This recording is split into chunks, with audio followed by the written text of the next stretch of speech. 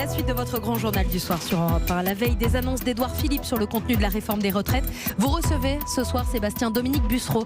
C'est le président de l'Assemblée des départements de France. Il a été ministre des Transports du gouvernement Fillon en 2007 et il a dû gérer lui aussi 9 jours de grève contre la réforme des régimes spéciaux. Bonsoir Dominique Bussereau.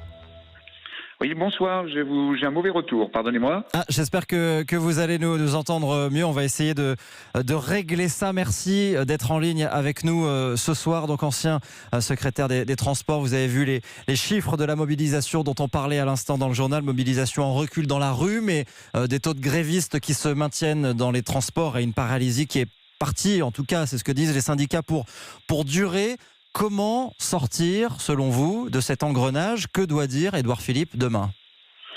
C'est une situation compliquée pour le Premier ministre parce que finalement, cette réforme, elle n'est pas forcément impopulaire, mais comme il y a eu un temps de maturation extrêmement long, finalement, ce temps de maturation a créé de l'anxiété. Donc il faut répondre à une anxiété de plein de professions, mais avec deux problèmes particuliers qui pourrissent la vie de pas mal de Français. Le problème de la SNCF, et il y a une situation particulièrement compliquée sur le plan social à la SNCF, et puis la RATP, qui est une entreprise qui, elle, va bien, tous les feux sont au vert, sauf que sur cette affaire, ça bloque, et donc il faut traiter à la fois la RATP et la SNCF, et le problème général des retraites, et c'est une équation complexe. Mais vous le dites vous-même, c'est une inquiétude qui va bien au-delà des régimes spéciaux. On le voit dans les sondages, ce mouvement est majoritairement, en tout cas, soutenu par les Français. C'est un chiffre qui vous étonne ? C'est toujours au début, vous savez, en 95, au moment des affaires Juppé, j'étais jeune député, là c'était l'inverse.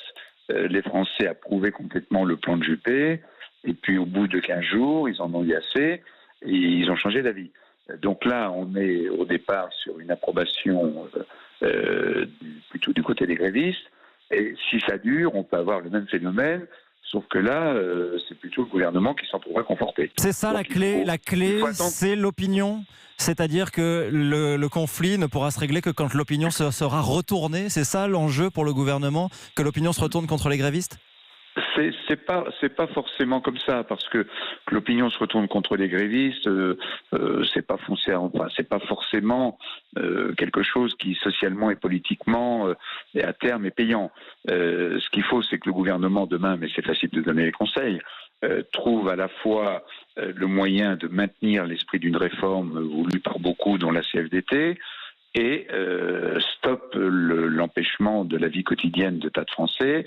Alors c'est plus tellement dans l'enseignement, puisqu'on a bien vu que les enseignants étaient moins en grève, il n'y a pas de grévistes dans le secteur privé, mais c'est principalement dans un certain nombre de grandes villes, en région et en Île-de-France, et sur tout le territoire pour la SNCF, c'est principalement le transport dans un pays où tout est fondé sur la mobilité.